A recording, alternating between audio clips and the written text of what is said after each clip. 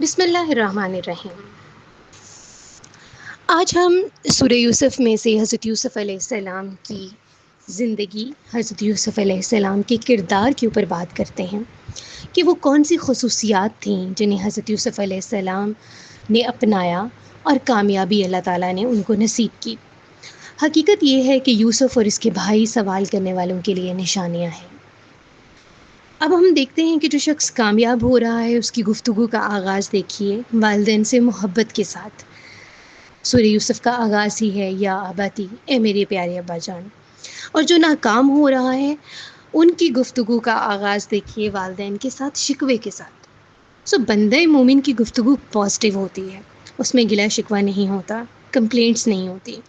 یہی بات مولانا رومی اپنی مثنوی نمبر 6 میں فرماتے ہیں کہ جو خاص لوگ ہوتے ہیں جنہوں نے اللہ تعالیٰ کا رستہ اپنایا ہوتا ہے، ان کی گفتگو بھی خاص ہوتی ہے۔ وہ عام چھوٹے چھوٹے جھگڑوں اور باتوں میں خود کو الجھاتے نہیں، وہ صرف رحمان اور اس کی صفات کی بات کرتے ہیں۔ حضرت یوسف کی زندگی سے ہمیں ایک بڑا اہم سبق ملتا ہے کہ ہم جس جگہ پر، جس کمیونٹی میں اتارے گئے ہیں، وہاں پر ہمارا رول ہے۔ اس جگہ پر، اس گلی میں، اس محلے میں، اس معاشرے میں، اس ملک میں ہم نے اپنا ایک رول ادا کرنا ہے۔ اس وجہ سے اللہ سبحانہ وتعالیٰ نے ہمیں وہاں پہ اتارا ہے۔ حضرت یوسف علیہ السلام جس جگہ پر جہاں بھی رہے اپنا بہت مثبت رول ادا کیا۔ حضرت یوسف علیہ السلام کی زندگی سے ہمیں اور ان کے کردار سے ایک اور سبق ملتا ہے کہ جو حادثہ ہوتا ہے نا، وہ کسی بڑے مقصد کے لیے ہوتا ہے۔ حادثوں میں صبر انسان جب کرتا ہے تو ہی اس کو مقام ملتا ہے۔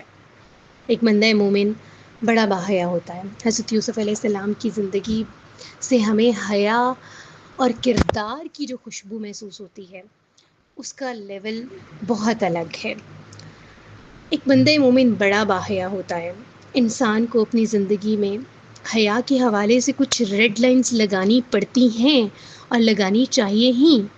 آج کل کے نوجوان کے لیے اس معاشرے میں ہر طرف زلیخا موجود ہے جو اسے گناہ کی طرف مائل کر رہی ہے۔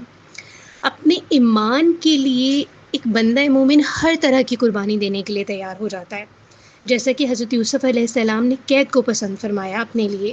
حضرت یوسف علیہ السلام کی دعا جو قرآن پاک میں بیان کی گئی ہے کہ اے میرے رب، قید مجھے منظور ہے بنسبت اس کے کہ میں وہ کام کروں جو یہ لوگ مجھے کروانا چاہتے ہیں۔ اگر تو نے میری مدد نہ کی تو میں جاہلوں میں پھنس جاؤں گا۔ یہاں پر ایمان کے سودے کی بات ہو رہی ہے۔ ایک باحیا شخص اپنے ایمان کو کسی سودے کے اوپر نہیں بیچتا۔ بندہ مومن جس طرح کی حضرت یوسف علیہ السلام کی پرسنالٹی ہے، بندہ مومن خود بخود لوگوں کو متاثر کرتا ہے، بلکہ یوں کہنا چاہیے کہ لوگ خود بخود بندہ مومن سے متاثر ہوتے ہیں۔ برے لوگ ہوں، نیک لوگ ہوں، ہر طرح کے لوگ آپ کے قریب آنے لگتے ہیں۔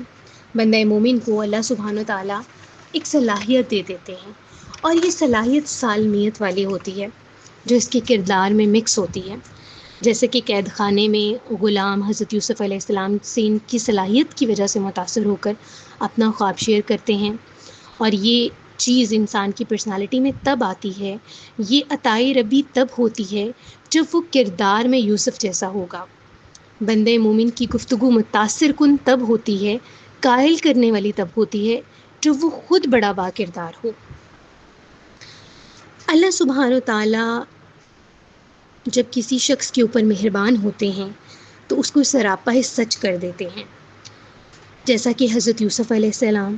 حضرت یوسف علیہ السلام خوابوں کی تعبیر بتاتے تھے اور بالکل سچ بتاتے تھے، بے شک یہ کڑوا ہی سچ کیوں نہ ہو۔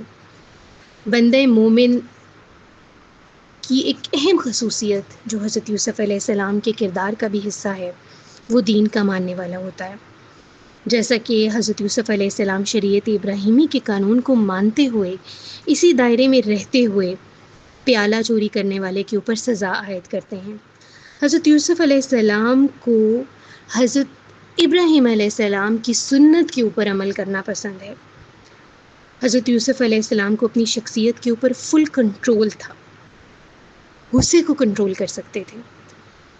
یہی ایک بندہ مومن کی خصوصیت ہونی چاہیے کہ اس کو اپنی پرسنالٹی کے اوپر گرپ ہونا چاہیے، کنٹرول ہونا چاہیے۔ جیسا کہ حضرت یوسف علیہ السلام کے بھائیوں نے حضرت یوسف علیہ السلام کے سامنے ہی یہ بات کر دی، یہ الفاظ ادا کیے کہ بنیامین کا بھائی جو کہ یوسف تھا وہ بھی چوریاں کیا کرتا تھا۔ اب یہ بات حضرت یوسف علیہ السلام کے بالکل سامنے کہی گئی، اور حضرت یوسف علیہ السلام نے غصے کو کنٹرول کیا اپنی شخصیت کی وجہ سے۔ ایک بات جو قرآن مجید میں 2 مرتبہ حضرت یوسف علیہ السلام کے لیے کہی گئی وہ یہ ہے، اِنَّا نَرَاكَ مِنَ الْمُحْسِنِينَ، ہم آپ کو بڑا ہی نیک و نفیس انسان پاتے ہیں۔ یہ بات حضرت یوسف کے بارے میں 2 حالات میں کہی گئی، ایک جیل خانے میں جب وہ مشکل حالات میں تھے، اور ایک جب وہ تخت کے اوپر بادشاہ بن کر بیٹھے ہوئے تھے۔ بندے مومن کی شخصیت میں اسٹیبلٹی ہوتی ہے، وہ اچھے اور برے دونوں حالات میں خود کو بدلتا نہیں، ویسا ہی رہتا ہے، اور لوگوں کی اپینینز بھی اس شخص کے بارے میں نہیں بدلتے۔ پھر حضرت یوسف علیہ السلام کی شخصیت سے ہم ایک اور نتیجہ، ایک اور سبق، ایک اور لیسن لیتے ہیں کہ بندہ مومن اپنا غم لوگوں کو سناتا نہیں پھرتا، وہ اپنا غم ہمیشہ اللہ سبحانہ و تعالیٰ کے سامنے رکھتا ہے، جیسا کہ حضرت یوسف علیہ السلام نے کیا، جیسا کہ حضرت یعقوب علیہ السلام نے کیا۔ غم کے آخر حالات میں ہی انسان نے پلٹا کھانا ہوتا ہے۔ کردار یوسف کبھی بھی مایوس نہیں ہوتا، اور نہ ہی کردار یعقوب۔ حضرت یعقوب علیہ السلام نے صبر کیا، اور امید کے ساتھ صبر کیا، اور خوشی کے ساتھ صبر کیا۔ اس صبر کو قرآن مجید میں صبر جمیل کے نام سے پکارا جاتا ہے۔ قرآن اس کو خوبصورت صبر کہتا ہے۔ یہ وہ صبر ہے جس میں شکوہ نہیں ہوتا، یہ وہ صبر ہے جس میں امید ہی امید ہے۔ ایک بندہ مومن امید والا ہوتا ہے، ایک بندہ مومن کبھی نا امید نہیں ہوتا اللہ سبحانہ تعالیٰ کی رحمت سے۔ کردار یوسف شکر ادا کرنے والا ہوتا ہے، وہ ہر حال میں اللہ تعالیٰ کا شکر ادا کرتا ہے۔ جب حضرت یوسف علیہ السلام کو مرتبہ ملا تو وہ مغرور نہیں ہوئے بلکہ شکر گزار ہو گئے، جیسا کہ قرآن پاک میں فرمایا گیا ہے کہ میں اس رب کا احسان مند ہوں جس نے مجھے قید خانے سے نکالا، بلا شبہ شیطان نے میرے اور میرے بھائیوں کے درمیان میں فساد ڈال دیا تھا۔ نیک کردار انسان لوگوں کو الزام نہیں دیتا بلکہ وہ کہتا ہے کہ شیطان اس کا ذمہ دار ہے۔ ایک یوسفی کردار انسان کے اندر لیڈرشپ کوالٹیز ضرور ہوتی ہیں، لیڈرشپ کوالٹیز کا مالک ہوتا ہے، وہ باریک بین ہوتا ہے، وہ چھوٹی چھوٹی باتوں کا ایشو نہیں بناتا بلکہ لیٹ گو کرتا ہے، معاف کرتا ہے، جیسا حضرت یوسف علیہ السلام نے اپنے بھائیوں کو معاف کیا۔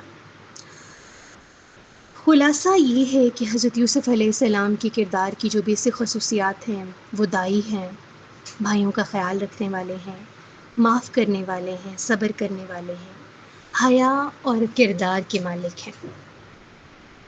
اللہ کریم ہمیں شکر گزاری اور اسوہ یوسف کو سمجھ کر اس سے اپنے اعمال کو ٹھیک کرنے کی توفیق عطا فرمائے، آمین۔